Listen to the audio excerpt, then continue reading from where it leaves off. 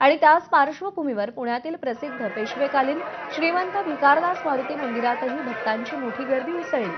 पहाटेपासूनच भाविक हनुमंताच्या दर्शनासाठी रांगा लावतायत। मंदिराची आकर्षक फुलांनी सजावट करण्यात आली असून हनुमान जन्म सोहळा मोठ्या उत्साहात साजरा होतोय। संपूर्ण परिसर भक्तिमय वातावरणाने भारलेला आहे। या मंदिरातील हनुमान जयंती उत्सवाचा आढावा आमच्या प्रतिनिधींनी घेतलाय, पाहूया।